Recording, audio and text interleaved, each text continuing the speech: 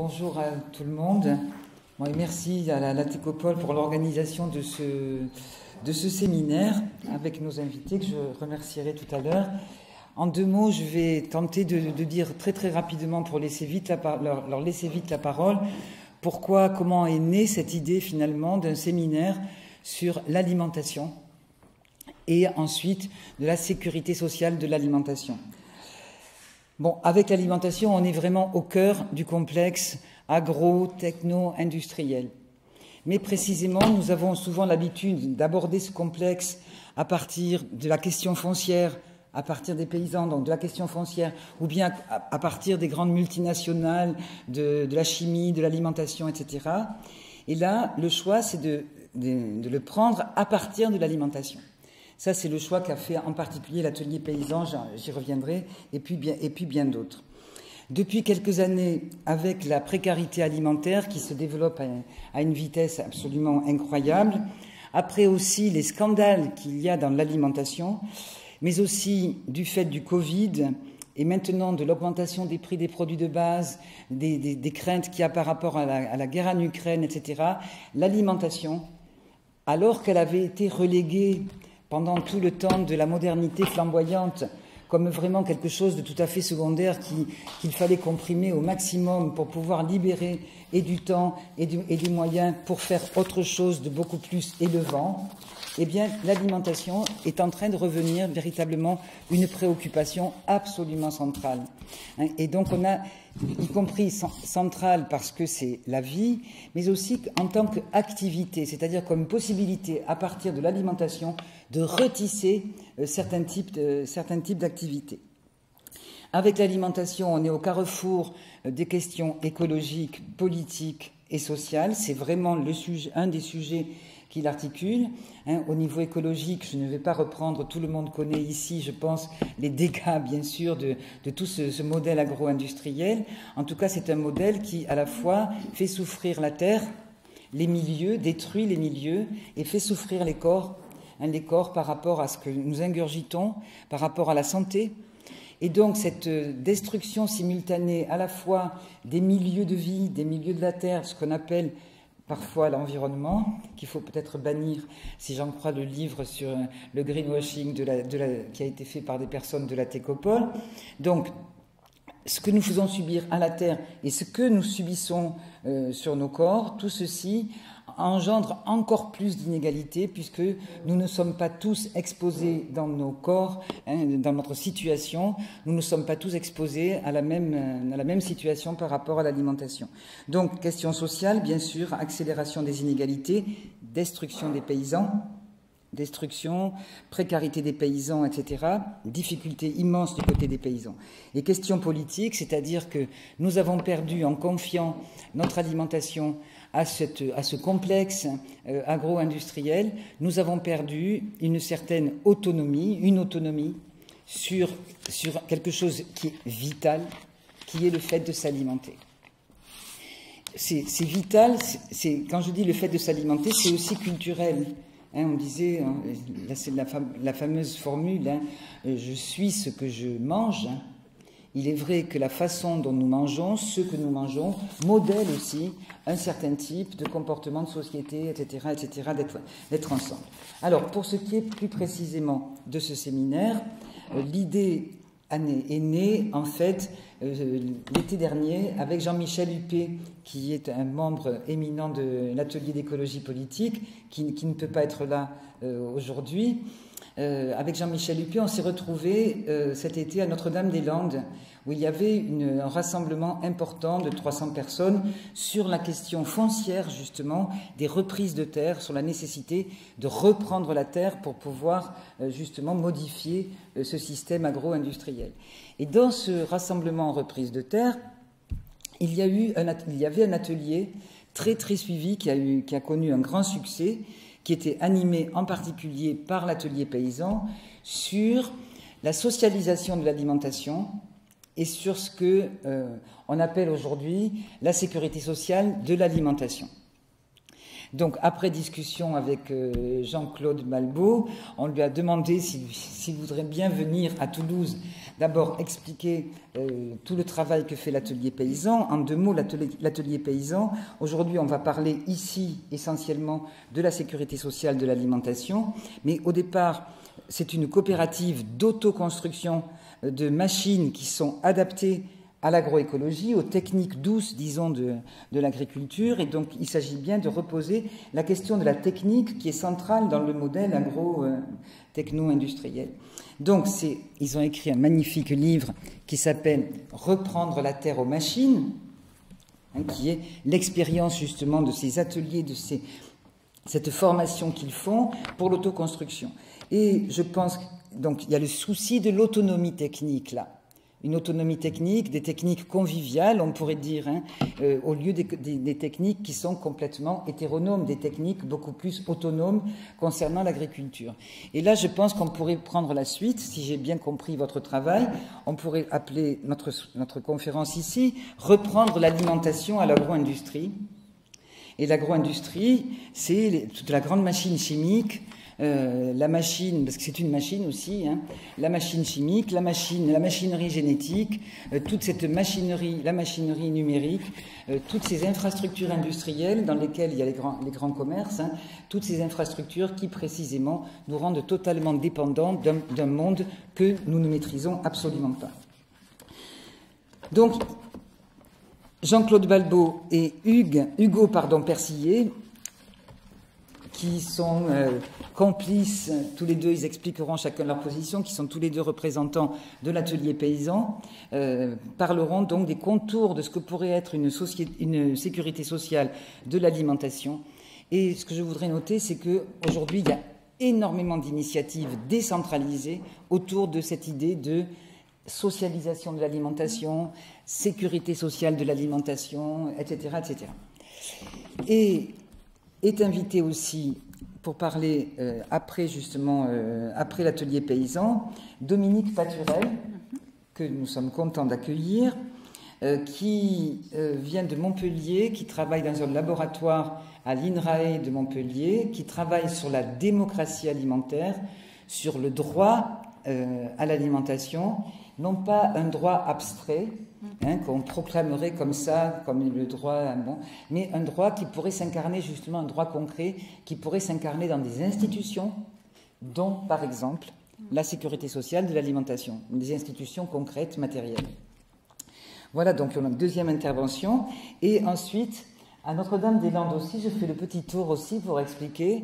À Notre-Dame-des-Landes aussi, il y avait, dans cet atelier auquel nous avons participé avec Jean-Michel, beaucoup justement de représentants de ces expériences de base qui, pendant le Covid et même certains avant, avaient initié des moments, des projets de solidarité alimentaire, de solidarité alimentaire, démocratie alimentaire, les brigades de solidarité, des cantines populaires, etc., qui se retrouvaient là. Or, il se trouve que nous avons avec nous Lucine Endelstein, qui appartient au laboratoire interdisciplinaire Solidarité, Société, Territoire de Toulouse et qui, pendant le Covid, a mené avec d'autres une enquête sur précisément ces initiatives ici sur Toulouse, ces initiatives décentralisées, autonomes, pour retrouver une autonomie. De la même façon qu'il s'agit de retrouver l'autonomie par rapport à la technique, c'est retrouver une autonomie par rapport à l'alimentation, une autonomie matérielle et donc une autonomie politique, puisque ça va avec. Voilà, donc la parole est à l'atelier paysan. Eh bien, merci Geneviève, et bonjour à tout le monde. Donc, comme Geneviève vient de vous le dire, nous sommes là parce que nous sommes les auteurs, non pas de un, mais de 2 ouvrages en 2021. Un publié au Seuil, donc Geneviève vous a montré, un deuxième, on vous en dira peut-être un peu plus lors des questions. Les 2 ouvrages sont sur la table derrière, qui s'appelle « Observations sur les technologies agricoles », qui a été publié, celui-ci a été publié en mai, celui-ci a été publié en septembre. C'est l'atelier paysan, ce qui fait qu'on est 2, c'est minimum pour présenter ces ouvrages, c'est d'être l'atelier paysan. Donc voilà, on vous l'a fait une fois, on vous la refera pas 2. On était un peu plus nombreux que ça à écrire les 2 livres tout de même. Comment je vais... Alors déjà, je vais commencer par vous expliquer ce que je me suis forcé à écrire quand Geneviève me l'a demandé, là. Je ne sais pas si vous l'avez sous les yeux. Se nourrir tous demain sans pesticides ni aide alimentaire, quelle voie, quel moyen. Alors évidemment, c'est pas une... Il n'y a rien d'universitaire, en tout cas pas moi. Peut-être Hugo, il pourra se le revendiquer s'il a envie tout à l'heure, donc ne comptez pas sur moi pour respecter ce que j'ai écrit sur le mur. Mais il manque surtout 2 choses. Il manque les 2 guillemets de chaque côté de pesticides. Et donc je vais commencer comme ça. Pourquoi avoir mis des guillemets à pesticides et pourquoi avoir mis des guillemets à aide alimentaire? Parce que le titre aurait été trop long s'il avait fallu que je décline ce qu'on entend par pesticides et ce qu'on entend par aide alimentaire, alors que quand je vous écris ça, à peu près tout le monde a à l'esprit de quoi je vais parler. Donc les pesticides, écrits comme ça avec des guillemets, c'est tout ce qui sont comme des machines remplaçant le travail vivant. Et tout ce qui relève de tout ce qui met en œuvre du travail mort, pour parler... alors je m'adresse à des gens qui sont un peu savants, j'imagine, quoi. Donc le travail vivant, le travail mort, bon voilà. Donc pesticides, derrière, entendez bien, alors on sait décliner, peut-être qu'on sera amené à le faire, tout n'est pas pesticide, hein, il y a autre chose que des pesticides, mais c'est le mot qui fait, en général, tester, donc je mets des guillemets. Et vous verrez que pour nous, la disparition du travail vivant, c'est quelque chose qui perturbe fortement notre système alimentaire. Et le deuxième terme, aide alimentaire, avec des guillemets également, c'est pour caractériser un continent très complexe qu'il nous a fallu découvrir il y a une dizaine d'années, qui est en gros la charité modernisée, tous les dispositifs mis en place pour répondre à l'urgence et qui se sont institués pour maintenir l'ordre établi. Voilà, donc je vais vite, mais on va pouvoir redéfinir tout ça. Voilà le point de départ. Et la question suivante à laquelle je vais tenter de répondre, c'est pourquoi faut-il s'en passer? Pourquoi voulez-vous qu'on se passe des machines? Pourquoi voulez-vous qu'on se passe de la charité, même modernisée? C'est un peu un défi de répondre à ça. Alors, sur cette question de pourquoi est-ce qu'on est arrivé, moi j'aurais dû commencer par me présenter, je suis paysan, retraité depuis une dizaine d'années, mais j'ai fait 40 ans d'exercice agricole, pour aller très vite sous signe de qualité, en vente directe. Dans les années 70, il a fallu inventer ces signes de qualité et ces ventes directes qui étaient trop anciennes, sans doute, pas assez innovantes, donc on s'est chargé de les innover. Et j'en suis pas particulièrement fier, mais ça m'a permis de vivre, et de vivre correctement. Donc je pouvais vendre à un prix correct l'ensemble de ma production, puisqu'elle était sous signe de qualité, et que le travail, la somme de travail assez conséquente que j'y consacrais, me permet de vendre en direct, donc de capturer la valeur ajoutée au plus près de l'exploitation.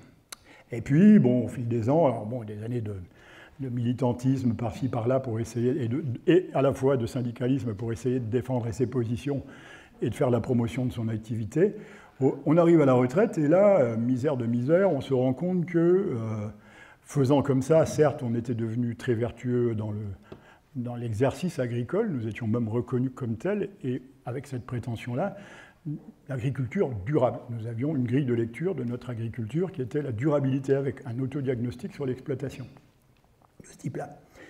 Et puis,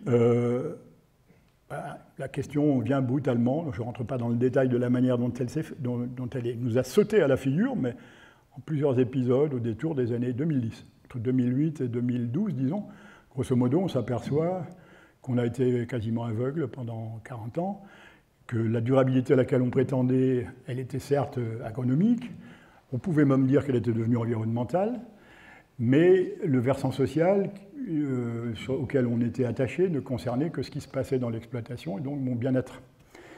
Et que la production que l'on avait au fil du temps établie de cette manière-là ne nourrissait qu'une toute petite partie de la population. Voilà du constat duquel on est parti. Et ce constat-là, il est partagé par tout le monde, sauf que vous avez 2 possibilités de faire à partir de là. Et ça a été très clair. Une partie de mes camarades a choisi de ne pas en tenir compte, en disant, et je ne peux pas le leur reprocher, que ces faits-là, eh bien, oui, mais on ne voyait pas comment... On s'était déjà pris la tête avec les questions environnementales depuis 30 ans, on avait largement amélioré les choses. Si en plus il fallait qu'on se prenne la tête sur la question de la justice sociale et de la manière dont on pouvait améliorer le sort des Français sur la question alimentaire, eh bien ça en faisait peut-être beaucoup. Et en effet, ça fait beaucoup. Et c'est même ingérable. C'est même ingérable si vous allez trouver un paysan et que vous lui dites bon, tu es vertueux, voilà, tu as fait de la bio, tu as fait des circuits courts, tu as évité de polluer la terre sur laquelle on vit tous. Et par contre, d'un point de vue démocratie et compagnie, là, tu t'es un peu éloigné de l'endroit où on devrait tous vivre ensemble. Tu n'es plus que sur 10% de la population. Et quand je dis 10%, c'est parce que je suis de bonne humeur.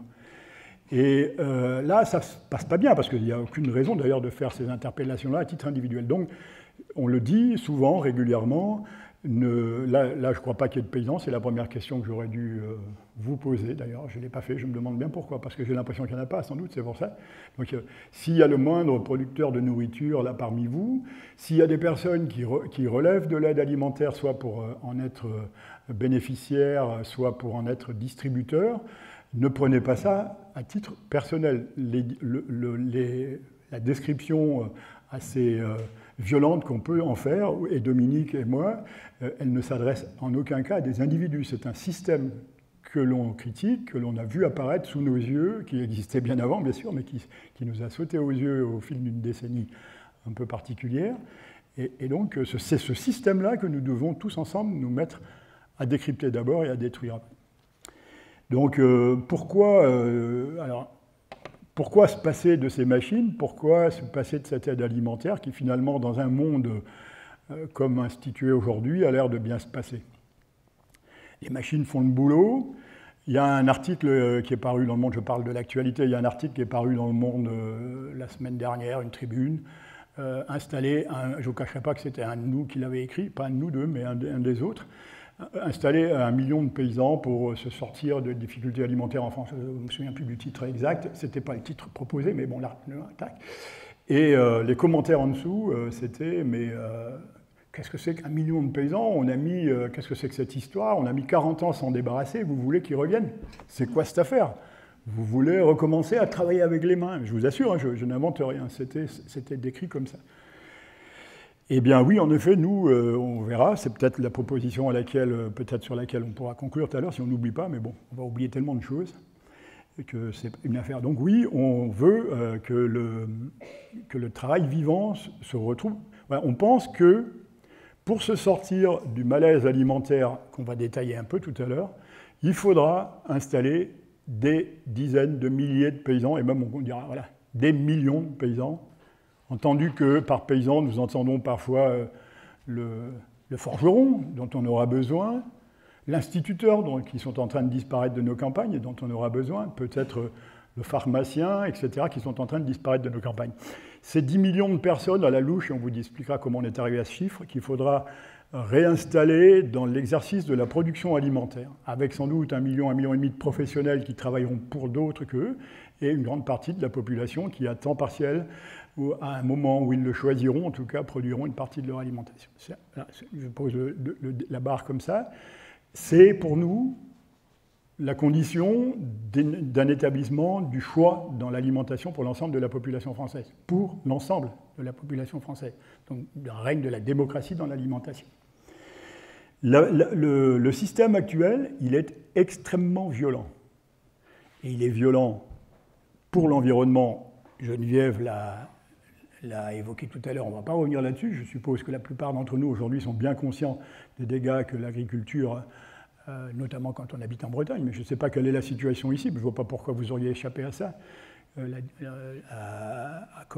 eu comme conséquence. Puis on voit bien apparaître on sait bien aujourd'hui que la production agricole sur le changement climatique a un impact. Alors, je ne sais pas quel est son pourcentage de responsabilité. Il ne s'agit pas de faire de la part des choses. Je ne suis pas un assureur en train de calculer les risques de chacun là-dedans. Ce n'est pas ça la question, mais on sait que l'exercice, et d'ailleurs c'est pour ça que nous avons réussi à nous tirer d'affaire. C'est parce que nous avons fait la promesse aux gens, les 5 à 10% de personnes que nous nourrissions, nous avons fait la promesse que nous respections l'environnement.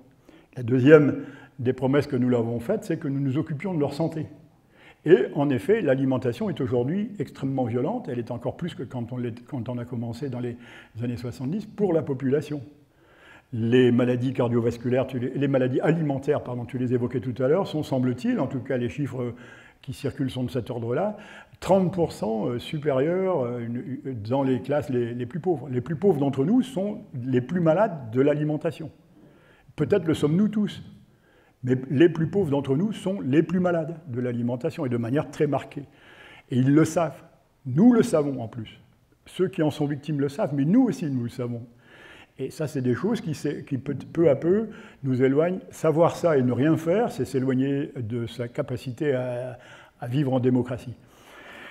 Donc, un modèle agricole dur, violent pour l'environnement, violent pour les producteurs. Je ne sais pas si ici, je n'ai pas un peu insisté. Quand on est en Bretagne, on n'a pas besoin de le faire. Mais les producteurs se portent mal. Alors, je dis volontairement les producteurs. Les paysans, c'est un autre terme. On est dans un autre registre quand on parle paysans-producteurs. Les producteurs se portent mal. Il y a à peu près 30% d'entre nous qui sont dans des situations dégradées de production, avec des revenus inférieurs au RSA, et puis 30% d'entre nous qui sont, comme nous l'étions nous, à peu près assurés d'aller jusqu'à la fin de leur carrière parce qu'ils ont trouvé des interstices dans lesquels se glisser, ou bien parce qu'ils répondent aux injonctions du complexe agro-industriel en permanence, de s'agrandir, de devenir compétitif et de bouffer les autres.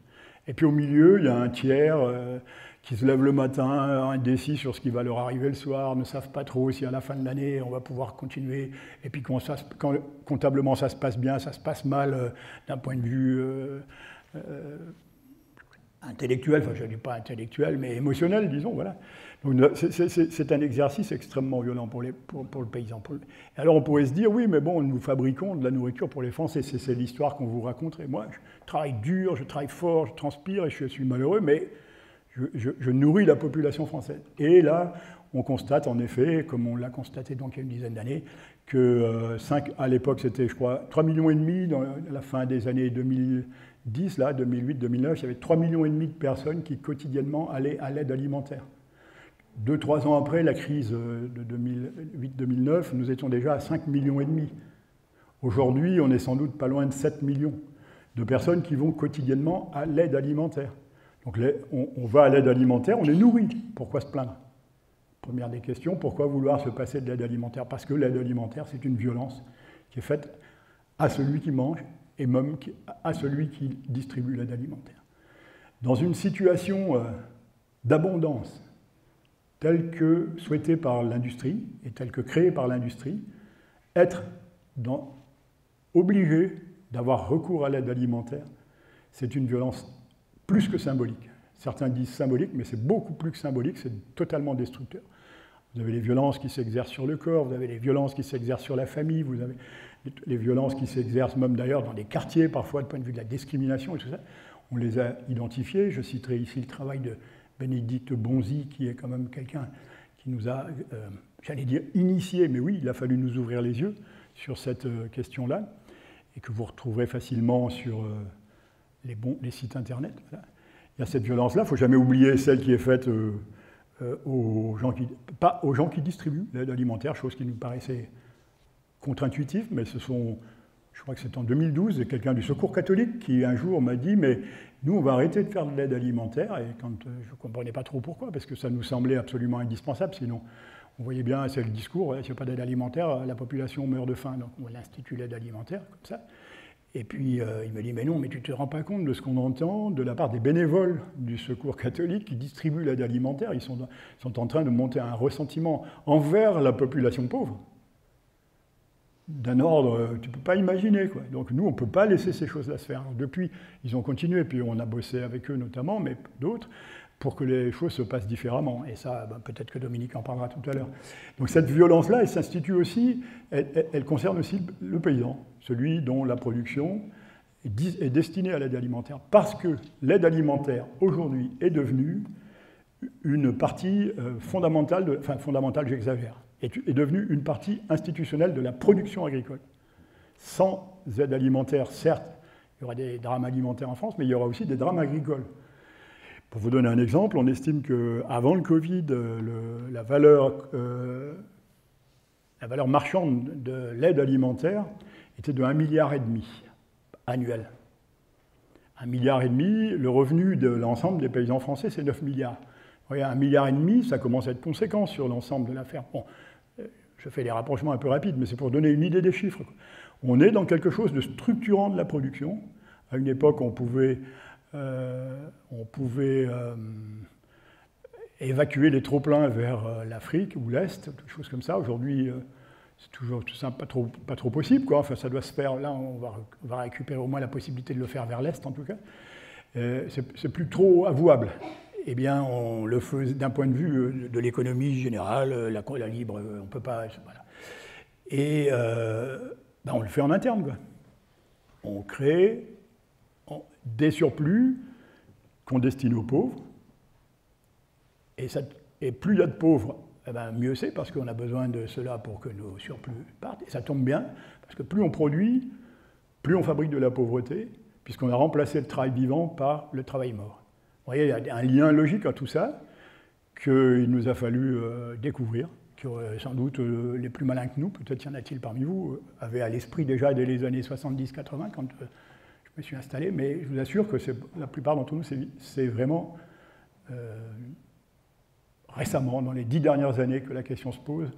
On n'est pas nombreux, peut-être une dizaine, Dominique était de cela il y a 10 ans, à se poser la question, et à être mal reçu parfois, ou mal écouté. Je ne suis pas sûr que ça ait beaucoup changé.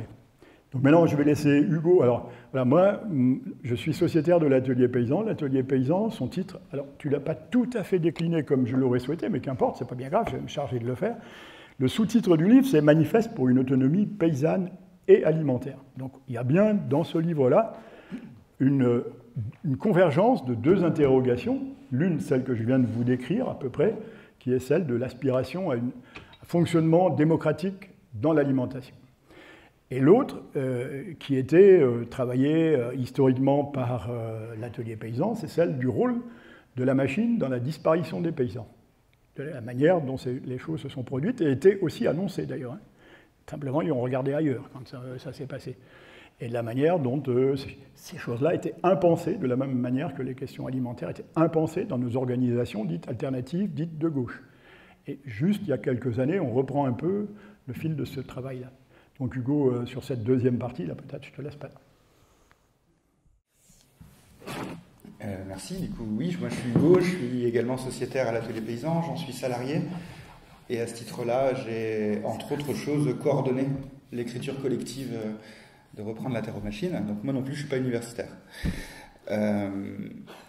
Très rapidement, du coup, l'Atelier Paysan, en effet, son objet de travail, c'est la question technique et technologique. Donc sur ses moyens, les moyens qui sont mis en œuvre, et donc d'accompagner l'autoconstruction de matériel agricole non disponible dans l'offre industrielle, pour pouvoir mettre en place donc une agroécologie paysanne dont les outils ne sont pas disponibles dans l'offre standardisée industrielle. Mais depuis le début, l'Atelier Paysan du coup se définit comme structure de transformation sociale, avec la volonté de se débarrasser de l'agro-industrie et de l'alimentation qu'elle produit. La question de la technique au milieu, elle est en effet centrale. La question n'est pas de savoir est-ce que c'est à cause de la technologie ou est-ce que c'est une conséquence, la question de la modernisation agricole. En tout cas, une chose qui est sûre, et notamment qu'on confirme dans le travail du coup de l'Observatoire, on a monté un observatoire sur les technologies agricoles qui se donne comme ambition d'une fois par an sortir un rapport, c'est que la technologie est absolument nécessaire. En tout cas, l'appareillage technologique qui a du coup à l'œuvre depuis 70 ans et qui va s'accélérant est absolument nécessaire au modèle agricole tel qu'il a été décrit précédemment. Nous ne pouvons pas nourrir 65 millions de personnes, voire un peu plus, avec seulement 390 000 fermes, qui sont les derniers chiffres du recensement agricole, 390 000 exploitations. Ce n'est pas possible sans un appareillage incroyable technologique et sans un déploiement d'énergie dans les champs considérable.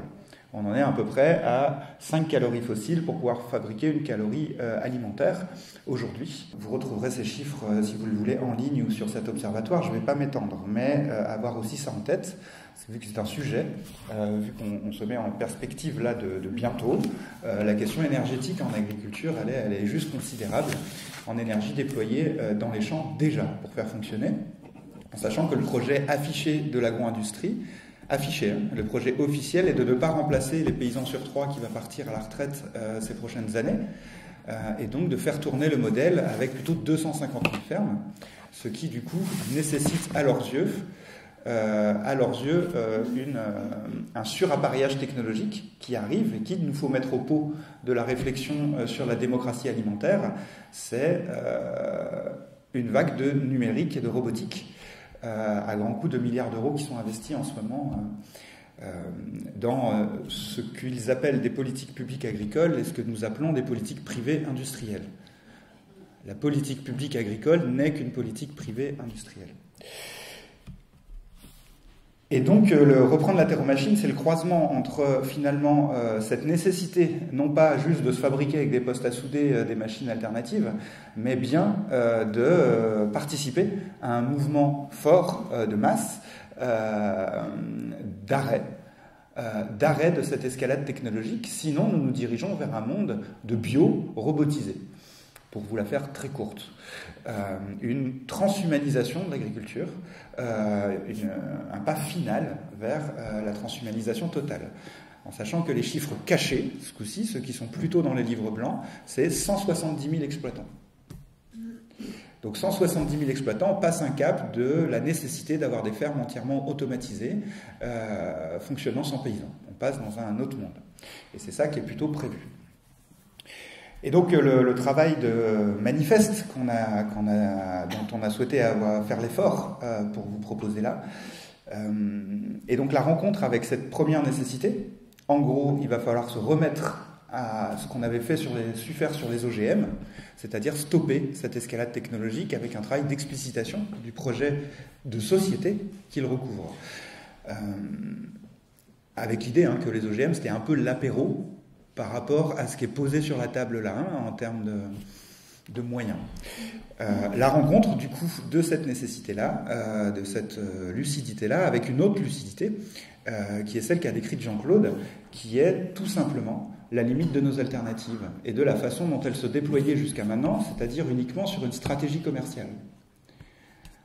La velléité de généraliser l'agroécologie paysanne se fait par, jusqu'à maintenant, le développement de son offre, avec cette idée que plus on poussera l'offre alternative sur un marché, plus l'offre industrielle reculera, et puis peut-être qu'un jour, à force de conviction et d'éducation et de faire la preuve de notre incroyable luminosité, de notre vertu, Monsanto, John Deere et Bayer rendront les clés, complètement subjugués par la puissance de notre vertu.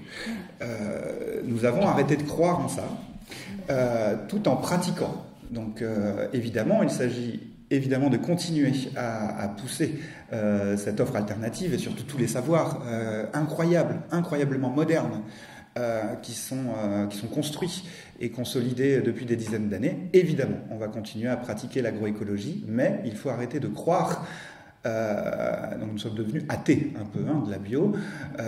Arrêtez de croire que juste pousser cette offre alternative rencontrera une demande qui nécessairement recouvrira l'offre industrielle. En fait, ça ne se passera pas comme ça. C'est à la fois une erreur tactique, parce que ça n'arrivera pas.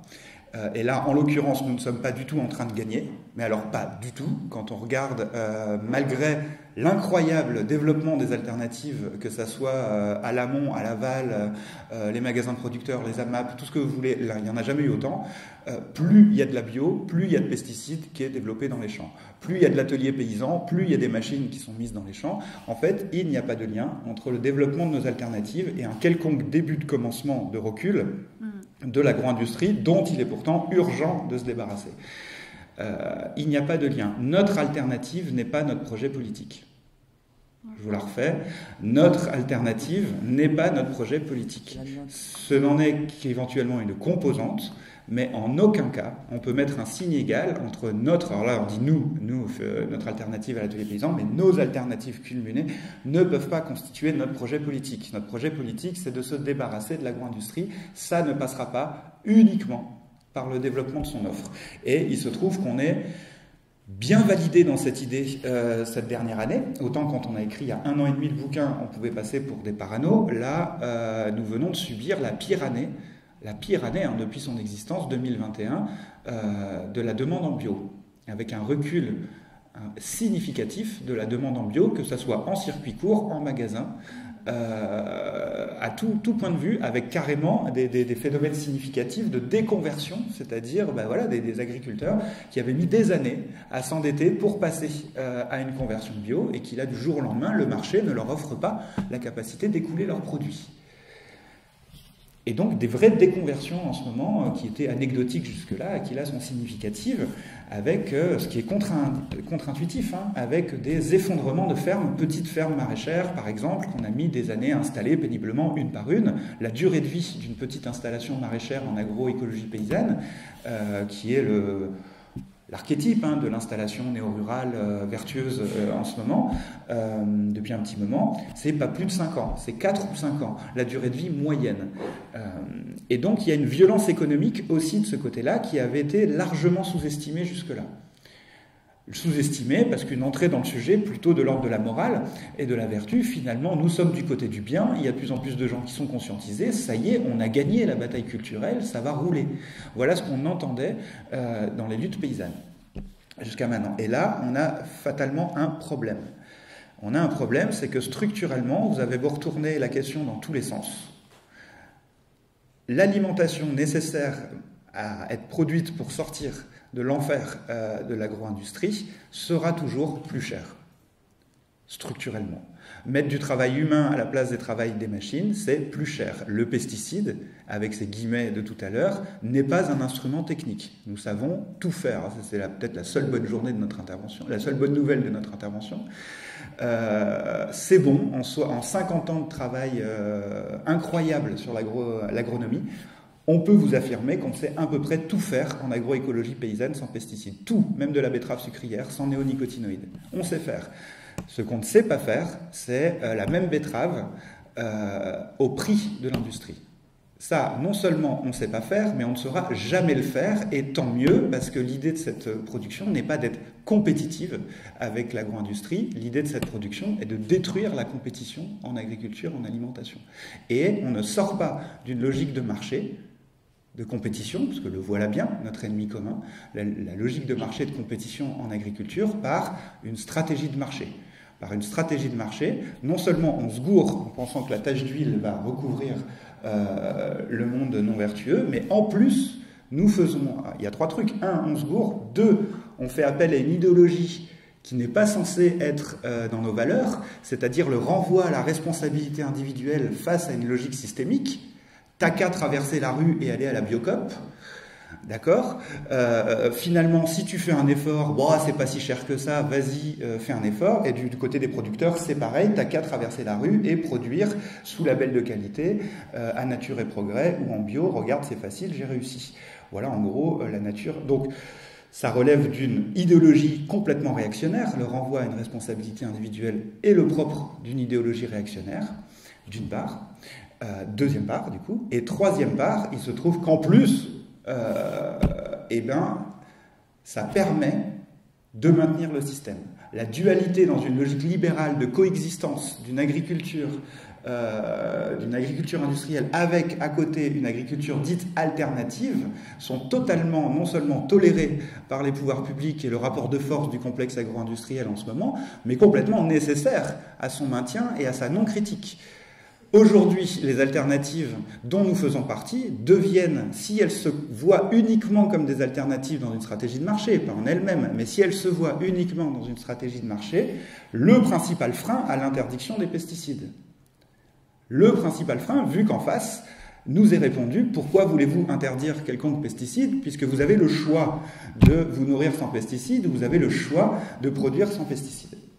Et donc voilà, nous étions bloqués, je vais terminer là, nous étions bloqués sur un problème politique, c'est-à-dire que finalement la seule façon structurelle de généraliser l'agroécologie et urgemment de se débarrasser de l'agro-industrie est un nécessaire renchérissement des prix. Nécessaire. Le million, voire les plusieurs millions de paysans et de paysannes qu'il va falloir installer, il va falloir les installer non pas au casse-pipe, mais bien dans un environnement protégé, où ils vont dégager du revenu, où ça va bien se passer. Il ne s'agit pas d'envoyer nos camarades dans des vies atroces, avec de l'endettement, du surtravail, et casser leur propre corps, etc. Et voire même ne plus arriver à obtenir un débouché, ce qui est le cas là en ce moment pour un certain nombre des productions. Et donc, nécessaire renchérissement des prix. S'il devait y avoir une manif des luttes paysannes, ça devrait être son premier slogan. On veut des prix plus hauts, pas de bol. Il y a les gilets jaunes dans la rue déjà depuis plusieurs années, avec à peu près la revendication inverse. On n'a déjà pas de sous pour manger. Et donc, on avait un problème politique.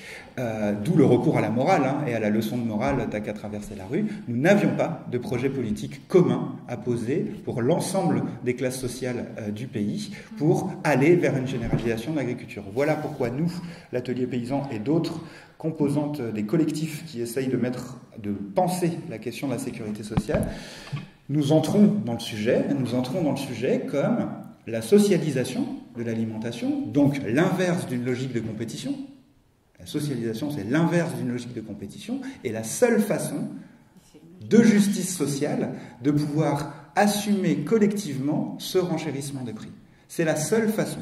Sinon, on remet une pièce dans la violence du système et on est condamné à plafonner du coup sur un segment de marché dans notre niche commerciale qui est individuellement, encore une fois, la seule façon de survivre. Donc il ne s'agit pas de critiquer ça, il s'agit de collectivement être en capacité de formuler un projet politique désirable par l'ensemble de la population, qui puisse tenir ensemble la justice sociale d'un côté et ses violences, et la nécessité de sortir de l'agro-industrie et ses violences.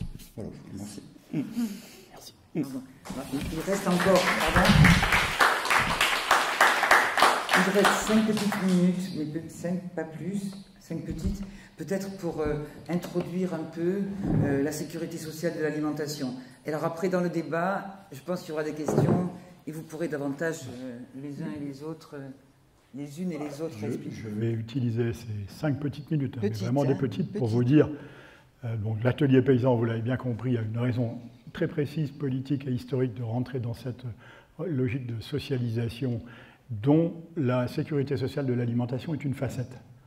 La proposition de socialisation, il y en a au moins 2 autres qu'on peut évoquer rapidement. L'une qui est la séparation du capital de production, la séparation du paysan et de son capital de production, donc la socialisation de l'outil de travail.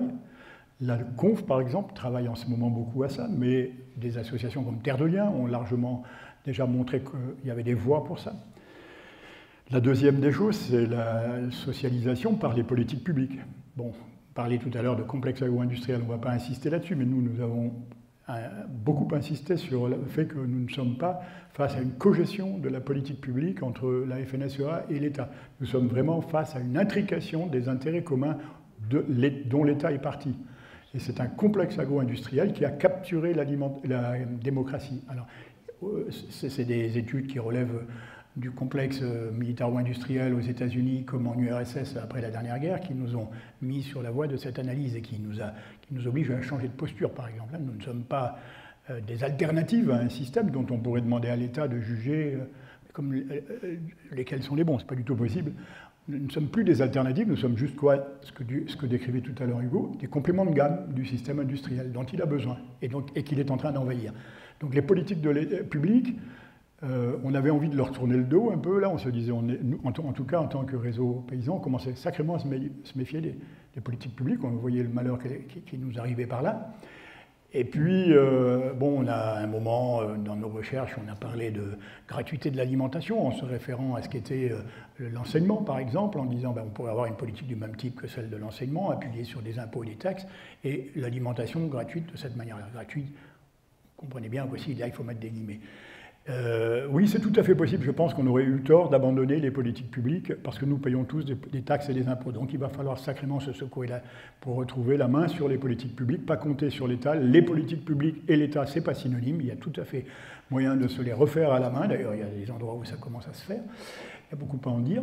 Et puis le dernier volet, la dernière proposition de socialisation que nous avons travaillé, mais là pour le coup je ne parle pas à l'atelier paysan, nous sommes joints à un travail conjoint qui venait de la critique du modèle alimentaire que j'évoquais tout à l'heure.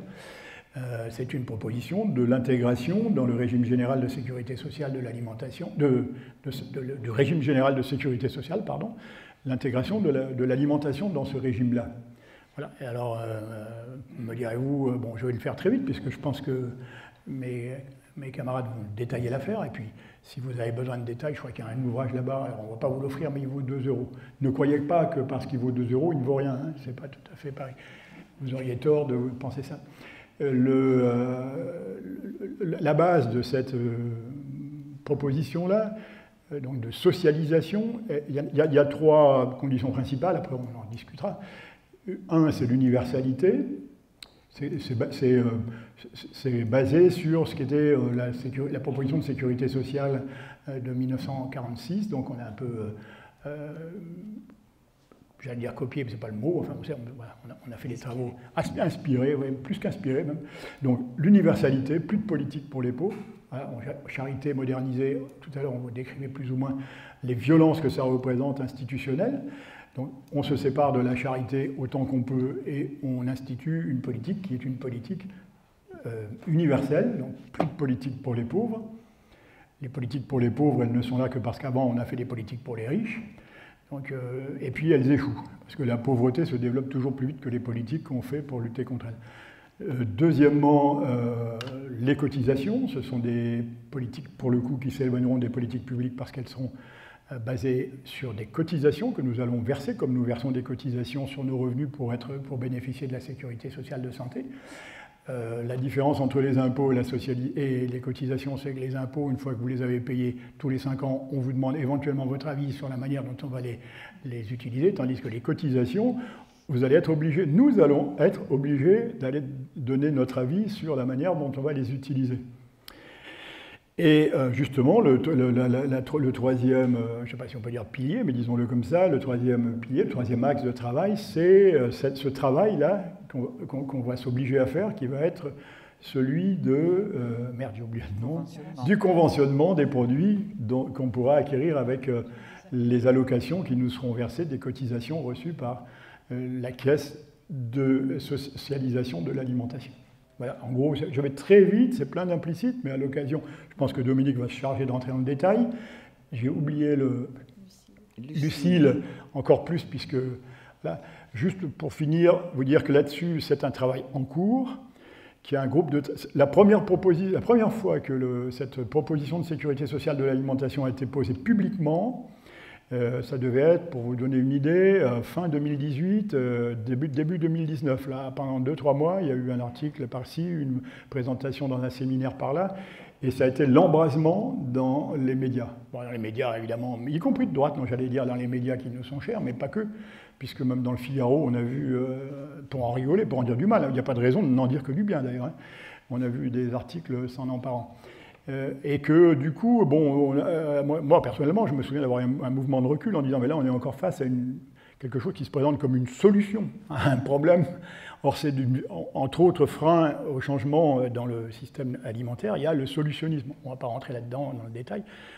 Si vous voulez, dans le livre, vous pourrez retrouver des indications là-dessus. Le solutionnisme, voilà, c'est les métiers d'ingénieur. Voilà, j'ai une solution, est-ce que vous avez une question ? C'est un peu ça, on vit comme ça, quoi. Eh bien, là, on a eu l'impression que le problème était tellement crucial, ces questions alimentaires, là, c'était dans une société, c'était vraiment en train d'envahir les esprits, et dans toutes les catégories professionnelles qui plus est, qu'il suffisait de mettre sur la table quelque chose qui ressemblait à du concret, parce qu'on a tous une carte vitale dans la poche, on sait à peu près tous comment on se soigne, donc c'était concret, tac, paf, et puis tout le monde s'empare de ça. Pouf. Et je veux dire que sur le coup, moi je me suis dit, merde, c'est pas là on va oublier tous les tenants de cette question, on va juste s'emparer des aboutissants, et puis basta, quoi. Or, d'abord, c'est pas ce que vous venez de faire, là, donc c'est très bien.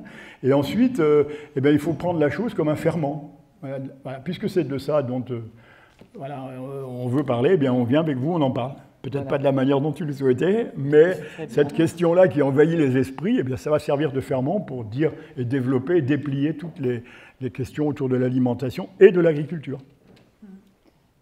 Merci beaucoup, Jean-Claude, et merci, Hugo. Donc, on va continuer avec Dominique. Oui. Non, je te laisse ton la parole. Moi, je vais revenir sur des choses qui ont déjà été dites et 5 bien minutes, expliquées. ça fait rien, Je vais vous raconter, ça se débat. situe exactement dans le contexte qui a été évoqué par Jean-Claude et Marc. Alors, moi, je vais plutôt revenir à partir d'un rapport qu'on a rendu à la fin 2021 pour une fondation qui n'est pas connue pour être particulièrement, je ne sais pas comment dire, alternative peut-être, qui s'appelle Terra Nova. Donc on se dit qu'à partir du moment où Terra Nova commence à accepter des rapports comme ça, c'est qu'il y a vraiment quelque chose qui se passe. Et ce rapport, donc, il a été fait par, c'est un rapport collectif qui a été fait par un certain nombre de chercheuses. On est surtout des femmes sur ces questions de l'alimentation autour des enjeux sociaux. On se retrouve quand même beaucoup à être des femmes, y compris sur les travaux qu'on peut mener sur le terrain. Alors, juste une petite chose quand même que je voulais préciser, c'est que donc moi je suis dans un labo de recherche qui s'appelle Innovation, dans lequel il y a un collectif qui s'appelle Démocratie alimentaire dans les marchés. Et je suis venue sur cette question parce que l'équipe avec laquelle je bossais travaillait sur le renouveau des circuits courts à partir de 2008 à peu près. Donc, et en allant travailler sur ces questions-là, évidemment, moi ce que j'ai vu tout de suite, c'est l'absence quand même d'une grande partie de la population. Et je me suis demandé, eh bien, ces gens qui sont absents là, finalement, ils font comment? Et c'est comme ça que j'ai croisé la question de l'aide alimentaire qui n'était pas du tout dans mes préoccupations. Et puis d'autre part, je rappelle, moi je travaille dans un institut qui s'appelle l'INRAE. La question de la justice sociale et de l'accès à l'alimentation durable pour l'ensemble de la population n'est pas franchement au centre des recherches de cette institution. Donc ce qui veut dire que de toute façon, en posant cette question-là, de fait, je me mettais dans une position qui était quand même, quel mot je pourrais employer, une certaine forme de marginalité. Mais comme vous le savez, c'est aussi dans les marges des recherches qu'on fait des choses aussi particulièrement intéressantes. Donc ça, c'est pour vous situer un peu le propos. Et la deuxième chose qui était importante aussi, donc moi je vais bientôt arrêter mon activité professionnelle à l'INRA, et depuis plusieurs années, je suis dans un réseau de laboratoires de recherche en sciences sociales qui sont indépendants et qui sont sur des positions d'indépendance par rapport justement à l'université et aux institutions de recherche publiques autour de la question de la participation, et en particulier sur la façon dont on peut réfléchir à ce que c'est que la recherche-action. Voilà. Et c'est également un des aspects assez importants sur la façon dont on a essayé de travailler ces questions de démocratie alimentaire, à savoir comment on travaille avec les gens, comment en travaillant avec les gens on essaie de faire autre chose que de leur demander de fabriquer de la donnée pour nous, pour qu'on puisse faire nos études et nos programmes de recherche, comment on engage un certain nombre de relations avec eux en se posant la question de la hiérarchie des savoirs. C'est valable pour le travail avec la recherche, mais c'est également valable pour le travail avec le développement. Les questions de rapport de domination autour de ces questions-là sont assez centrales à partir du moment où on entre sur ces questions par la démocratie et qu'on l'attrape en particulier par le travail avec les gens. Et cette question de l'alimentation, elle est extrêmement intéressante pour poser toutes ces questions-là. Et c'est pour ça que je disais qu'à partir du moment où on pose ces questions-là, comme par hasard, on se retrouve beaucoup entre femmes. Alors, dans ce rapport, ce qu'on a essayé de faire, ça a été d'essayer de comprendre de façon le plus claire possible, à partir, en gros, d'une revue de littérature d'une centaine d'études qui peuvent exister, d'une part, et d'autre part, des rapports aussi qui ont été élaborés depuis une dizaine d'années que ce soit par l'Assemblée nationale, que ce soit par le Sénat, que ce soit par l'Inspection générale de l'action sociale, bref, par tout un tas de gens comme ça. Il y a une multitude de rapports qui ont été promus. Et c'est intéressant de regarder comment ils ont participé aussi au fait de ramener la question de l'alimentation dans le champ public. Alors, le premier des trucs qu'on a commencé à mettre un peu au clair dans ce truc-là, c'est le rapport entre insécurité alimentaire et précarité alimentaire. Cette histoire de rapport entre ces deux concepts, c'est pas juste une histoire de concepts qui ont des choses en commun ou pas en commun. C'est derrière, il y a une bataille politique qui est assez importante. Et en plus, nous, on fait partie des chercheurs qui ont pas mal influencé sur le fait de passer de l'insécurité alimentaire à la précarité alimentaire en France. On ne savait pas que ça allait donner ce que ça donne aujourd'hui, d'ailleurs, quand on a travaillé là-dessus.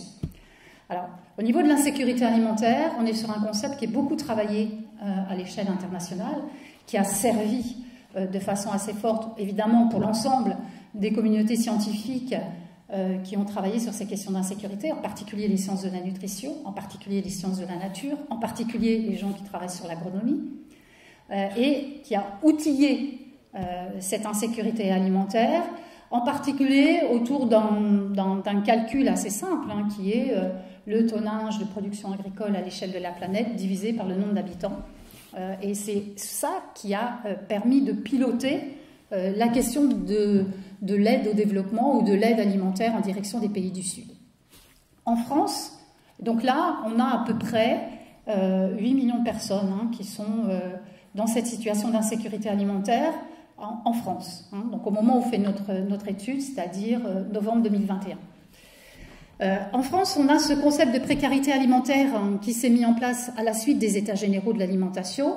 Et en réalité, il vient traduire le jeu d'acteurs à l'intérieur des différents ministères concernés, en particulier celui de l'agriculture et celui de la santé et de l'action sociale, dans la mesure où l'aide alimentaire jusqu'aux EGA est considérée comme une activité agricole, mais au sens strict du terme, puisque l'aide alimentaire apparaît pour la première fois en tant que telle, comme filière, en 2010, dans une des lois agricoles qui vont se mettre en place. Ce qui veut dire que du côté de l'agriculture, on n'est pas complètement idiot. On se dit que l'aide alimentaire est vraiment une activité agricole. Du coup, on la ramène à travers une loi.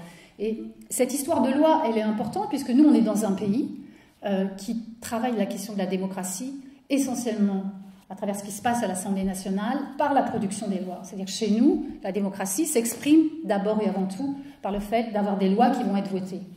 Alors, si je dis ça, c'est parce que derrière, on voit bien que cette bataille autour de la précarité alimentaire, elle était finalement assez importante pour être rapatriée comme une obligation législative. Donc on va avoir cette bataille qui va se réouvrir au moment des États généraux de l'alimentation.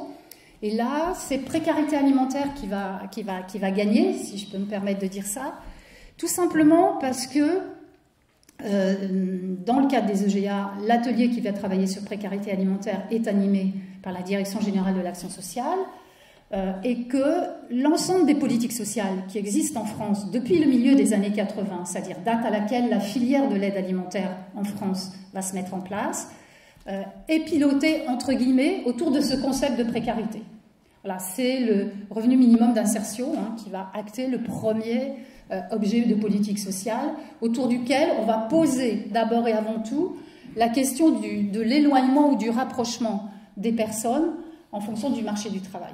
Voilà, c'est ça qui va déterminer, en gros, la façon dont on va parler des pauvres et qui va les qualifier au fur et à mesure du temps autour de ce concept de précarité. Donc derrière, on a deux sociologues importants, qui sont Castel et Pogam, qui ont vraiment donné corps à cette question de précarité. Ce qui veut dire que dans cette histoire d'aide alimentaire, c'était la possibilité pour la Direction générale de l'action sociale et pour les associations de lutte contre la pauvreté de rapatrier vers eux cette question de distribution d'aide alimentaire. Et là, autour de cette histoire, il y a un certain nombre de rapports qui vont sortir, celui de l'IGAS, celui de la DGCS, celui du Sénat, celui de l'Assemblée nationale, qui vont remonter un certain nombre de chiffres. Et nous, ce qu'on découvre avec stupeur, en travaillant sur ces rapports, c'est que tous les chiffres qui sont utilisés par ces gens, par ces experts, en réalité, ils utilisent les chiffres qui remontent des associations. Des associations, en particulier les opérateurs de l'aide alimentaire. C'est-à-dire qu'il n'y a pas d'autres chiffres qui sont produits en dehors de ceux qui sont produits par ceux qui sont terriblement intéressés par l'activité de l'aide alimentaire. Voilà. Donc ça, c'est un des premiers éléments qu'on essaie de mettre en avant. Et surtout, on croise les chiffres. C'est-à-dire on croise ceux qui remontent du côté de l'aide alimentaire avec ceux qu'on a du côté de l'insécurité alimentaire. Et là, on se rend compte qu'on est à peu près sur les mêmes chiffres, sauf que ce n'est pas les mêmes gens. C'est-à-dire qu'on voit qu'un certain nombre de gens qui sont en insécurité alimentaire ne vont pas du tout à l'aide alimentaire.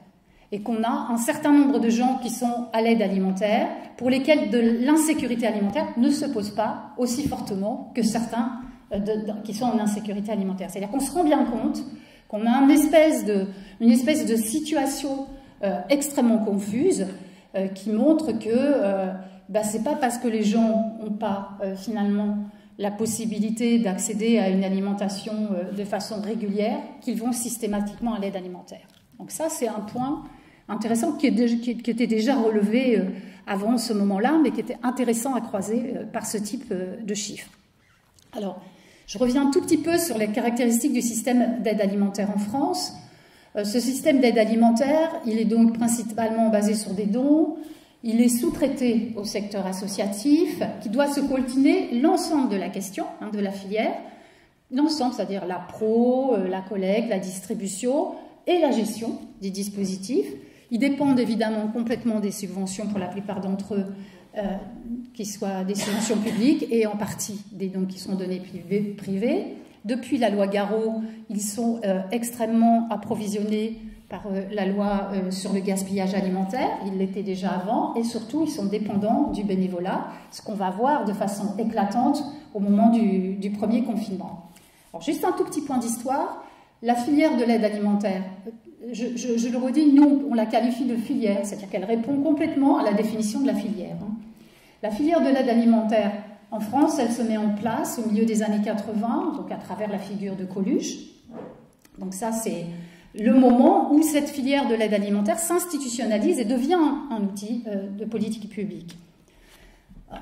Alors, on a un petit soupçon qu'on ne peut pas vérifier, mais qui est qu'à la même époque, donc cette filière de l'aide alimentaire française, elle va servir de modèle à la mise en place de la filière de l'aide alimentaire à l'échelle européenne. Donc le petit soupçon qu'on a, c'est qu'à l'époque de 85, ce que Jean-Claude a évoqué tout à l'heure, on est dans une période où l'aide alimentaire internationale est énormément questionnée. Et en particulier sur son intervention sur les marchés locaux en Afrique et la façon dont elle déstabilise complètement les capacités de la vivrière d'un certain nombre de secteurs. Donc le petit soupçon qu'on a, c'était que peut-être bien que tout ce surplus, il fallait le refiler quelque part. Et ça a certainement participé largement à la mise en place de cette filière de l'aide alimentaire à l'échelle européenne. Et là, soyons fiers, c'est nous les Français qui l'avons inventée sous cette forme-là. Alors, cette filière de l'aide alimentaire, elle a bien sûr un certain nombre de limites. L'objectif de notre rapport, c'était de montrer ses limites. Donc je ne vais pas vous les lister complètement, je vous laisserai ce PowerPoint, mais en tout cas les limites sont assez claires. On a un problème de couverture très clairement, puisque c'est censé être quelque chose qui se distribue à l'échelle de la population française. On a un certain nombre d'éléments qui nous permettent de savoir qu'elle n'est pas distribuée partout, qu'on a quand même pas mal de raisons du ce que maintenant la DGCS appelle le non-recours alimentaire, pour des tas de raisons. On a un accès intrinsèquement illégal et des problèmes en termes de droits humains. C'est aussi ce que Jean-Claude évoquait à travers les questions de violence alimentaire. D'une part, sur l'inégalité de la couverture territoriale, sur les critères d'accès qui sont quand même assez mystérieux. Donc on ne sait pas trop comment, pourquoi certains peuvent y avoir le droit, d'autres pas.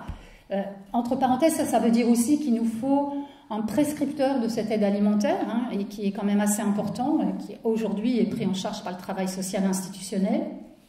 Évidemment, cette aide alimentaire ne permet pas d'avoir le choix dans ce qu'on veut manger, et on est évidemment sur cette relation asymétrique, ce rapport de domination qui est quand même largement dénoncée et extrêmement dure à vivre. Alors, avant d'aller un petit peu plus loin, si jamais il y a des bénévoles de l'aide alimentaire dans la salle, je vais redire la même chose que ce qu'a dit Jean-Claude tout à l'heure.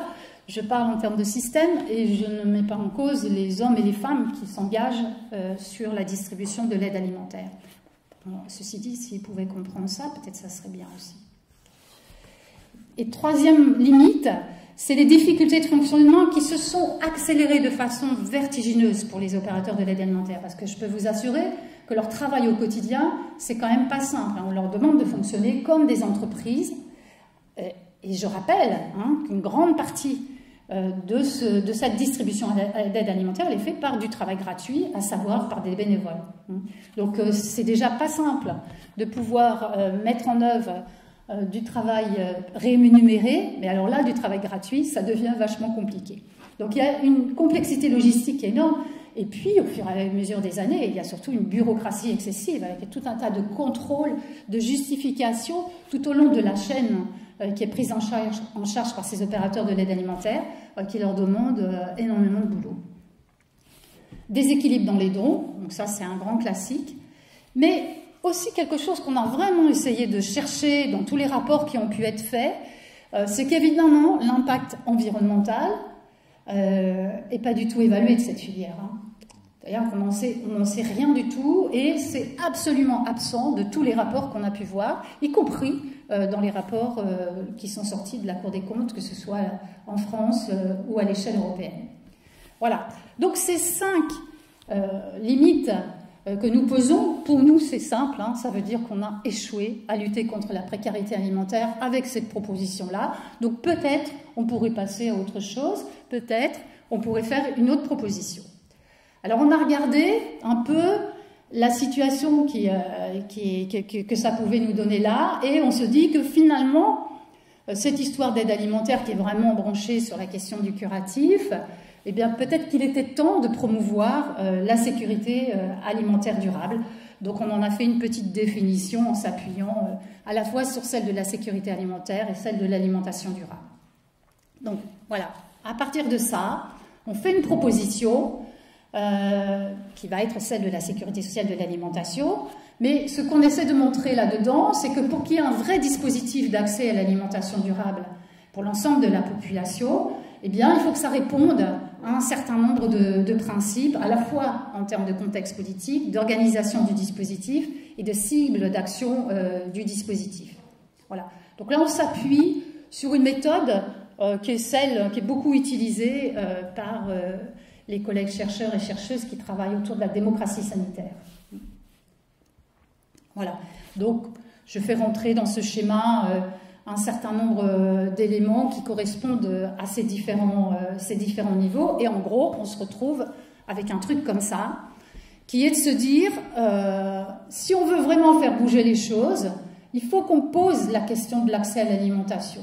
En posant la question de l'accès à l'alimentation, évidemment, on la pose dans un contexte beaucoup plus large. Et ce d'autant plus que quand même, je ne l'ai pas dit en début, mais j'aurais dû le dire, c'est que la question de l'alimentation, ce n'est pas juste une question qui concerne les populations à petit budget.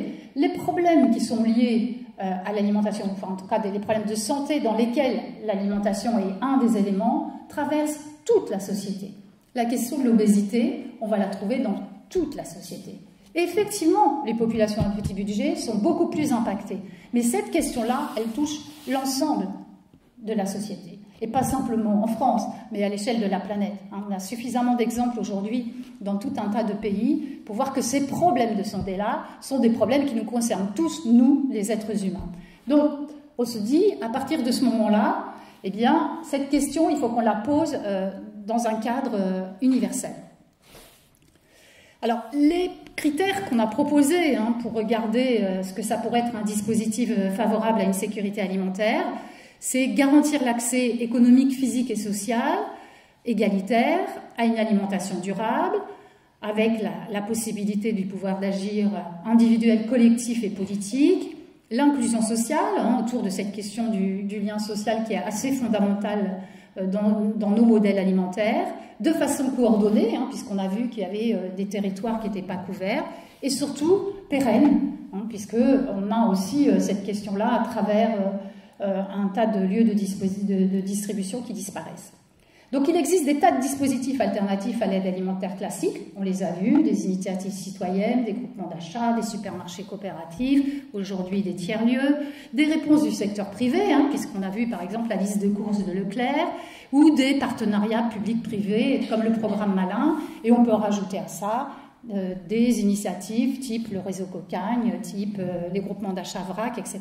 Et ce qu'on constate, c'est que toutes ces alternatives, elles cochent un ou plusieurs critères, mais jamais tous ces critères.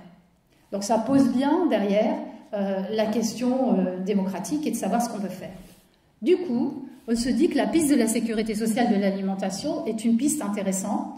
Donc cette sécurité sociale de l'alimentation qui repose sur les 3 piliers qu'a évoqué Jean-Claude tout à l'heure, elle est soutenue par un collectif de collectifs qui a donc commencé à travailler sur ces questions-là fin 2019.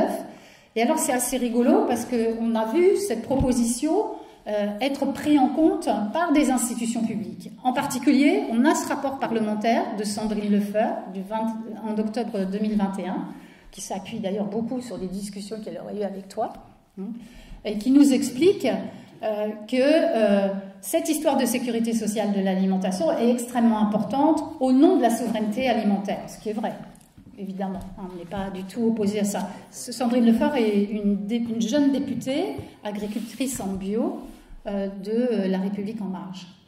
Je peux vous dire aussi que sur cette période, nous avons, cherché, quand je dis nous, c'est le collectif Démocratie Alimentaire, donc essentiellement avec mon collègue qui est prof de droit public.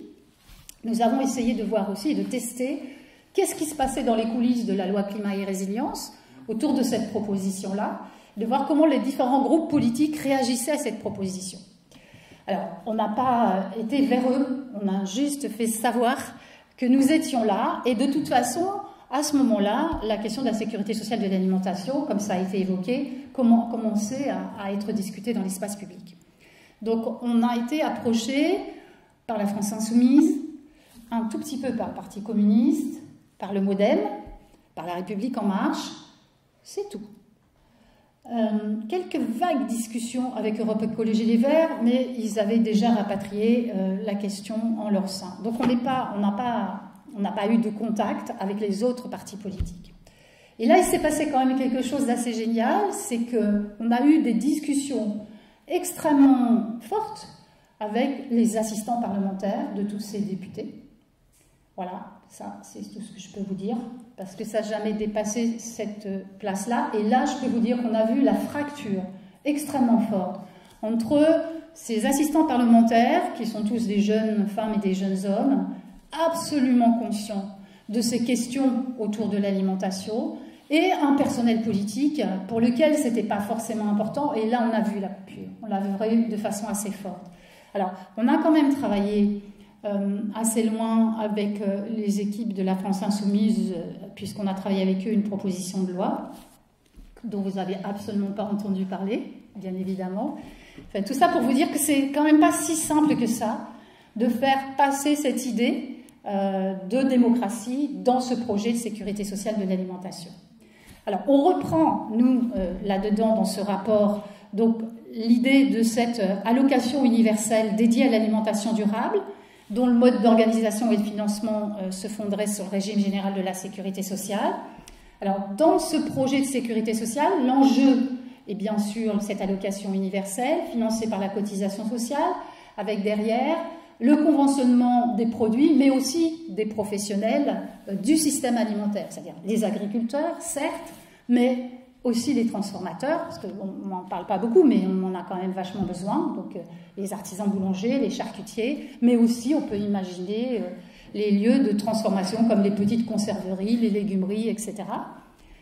Les distributeurs, là c'est plus compliqué, mais la question de la place des distributeurs dans cette question-là est assez fondamentale, donc je ne sais pas comment on va se débrouiller, et les lieux de consommation, puisque derrière, ce qu'on sait aussi quand on regarde les comportements alimentaires à l'échelle globale, il y a un changement radical dans la façon de s'alimenter et en particulier une restauration hors foyer extrêmement importante. Donc il faut travailler aussi ces questions-là. Qu'est-ce qui se passe dans les restaurants? Qu'est-ce qui se passe dans les cantines? Qu'est-ce qui se passe dans tout ça? Voilà. Donc, au cœur de cette histoire de sécurité sociale de l'alimentation, il y a ça. Et il y a, en tout cas pour nous, Collectif Démocratie Alimentaire, l'enjeu autour du droit à l'alimentation, en sachant que ce droit à l'alimentation existe à l'échelle internationale depuis 2000. Et, comme par hasard, dans les pays du Nord, ce droit à l'alimentation n'est pas pris en compte, en particulier parce que dans la plupart des constitutions, le droit à la santé est considéré comme étant fondamental et que cette question de l'alimentation est à l'intérieur de ça. D'ailleurs, dans l'idée du droit à l'alimentation, l'eau en fait partie. Donc vous voyez, c'est des espèces de poupées russes là, qui se mettent les unes dans les autres. Et dans les pays du Nord, on considère que l'accès à l'alimentation est respecté. Et d'ailleurs, quand on interroge la France là-dessus, en lui disant « Vous, qu'est-ce que vous faites pour le droit à l'alimentation ?» Ils répondent « Eh ben, tout le monde, on n'a pas de problème de production, on n'a pas de problème de transformation, on n'a pas de problème de distribution, ni de consommation, et pour ceux qui n'ont pas de sous, on a l'aide alimentaire. » Voilà. Donc la réponse, elle est comme ça. D'où, pour nous, cette idée absolument essentielle dans un pays dont la démocratie fonctionne, comme je vous l'ai évoqué tout à l'heure, l'obligation de travailler sur cette idée d'une loi autour du droit à l'alimentation, que nous, on qualifie de durable, pour faire rupture aussi avec le discours qui a été repris depuis le premier confinement, je vais peut-être vous choquer, mais qui est autour de la question de la dignité. Voilà, il faut que les gens mangent dignement. Ouais, c'est aussi la dignité, c'est leur donner à manger correctement, ça se saurait déjà. Donc c'est aussi l'instrumentalisation de cette question du droit humain dans une vision qui est celle de ramener la philanthropie finalement au cœur et au soutien du système capitaliste. Donc c'est pour ça qu'on a rajouté durable, parce que ce qu'on dit dans ce droit à l'alimentation, c'est que l'alimentation ne peut pas être considérée comme une marchandise comme une autre. Il faut donc la sortir des accords commerciaux internationaux tels qu'ils existent, que ce soit à l'échelle internationale ou que ce soit à l'échelle européenne. Et ça, il n'y a que de cette façon-là qu'on pourra garantir un droit à l'alimentation durable. Donc c'est pour ça qu'il est inscrit dans notre proposition de façon aussi forte. Voilà. Donc notre proposition, c'est de reprendre cette histoire d'allocation à l'aune de la santé publique. Donc ça diffère un tout petit peu de ce que pourrait proposer la SSA. Mais en tout cas, la proposition qu'on fait, c'est sortir de l'aide alimentaire sur 10 ans, avec l'octroi de cette allocation de 150 € par mois, sur le modèle des allocations familiales. C'est-à-dire qu'on s'appuie sur ce qui existe déjà. Donc dans la distribution des allocations familiales, je parle, il y a cette idée d'universalisme proportionné, et on va permettre de distribuer cette allocation à l'ensemble des gens qui sont à petit budget et à l'ensemble de la société. C'est-à-dire qu'on ne fait pas de différence entre les deux. Et ce qu'on dit, c'est que du côté de l'aide alimentaire, on a 10 ans pour en sortir, et en particulier avec une situation d'urgence autour de la population qui a été captée par cette filière et assignée à manger comme ça maintenant, qui a été captée au moment du premier confinement. Voilà, on sait par expérience que plus les gens restent dans ce mode d'accès à l'alimentation, plus c'est dur pour eux d'en sortir. Donc on sait que vis-à-vis de cette population, si on lui redonne cette possibilité d'autonomie alimentaire, elle la reprendra vite. Plus longtemps elle restera dans la filière, plus ça sera difficile. Et puis on a une autre partie de la filière de l'aide alimentaire qui est en gros aux alentours de 1 million, 1,5 million de personnes, qui sont les gens dans la rue, les SDF, bien évidemment, les réfugiés, etc., pour lesquels la question de l'assistance alimentaire va se poser. Sauf que assistance alimentaire, ça ne veut pas dire forcément distribution de produits alimentaires. Ça peut être aussi donner les moyens de faire la cuisine ou donner les moyens d'aller manger dans une cantine, des choses de cet ordre-là. Et puis on a cette partie intermédiaire de l'aide alimentaire, de gens qui ont été assignés à manger comme ça, y compris pour certains génération en génération, pour lesquels on sait que ça va demander plus de temps. Et c'est là où on interpelle les opérateurs de l'aide alimentaire en leur disant, voilà, sur 10 ans, comment vous voyez votre changement de rôle pour faire en sorte que cette filière soit complètement supprimée. Voilà ce que je peux dire. Après le reste, c'est... En tout cas, ce qui est sûr, c'est que cette histoire de sécurité sociale de l'alimentation, et ça c'est pour clôturer avec ce que tu disais tout à l'heure, ça n'a pas de sens si c'est simplement des initiatives qui se juxtaposent les unes à côté des autres.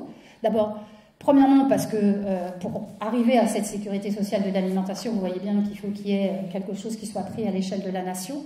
Donc ça, c'est une première chose. Donc il y a un combat politique à avoir là-dedans. Et puis la deuxième chose, parce que ces initiatives, elles sont extrêmement importantes dans l'apprentissage démocratique que nous sommes en train de faire, dans la façon dont nous sommes capables aujourd'hui de reprendre la main sur les réponses qu'on veut amener à nos besoins de vie ordinaire. Voilà. Et la définition des besoins, c'est une question centrale et c'est une question politique. Il n'est pas question de laisser quiconque décider à notre place de quoi on a besoin et comment on le veut.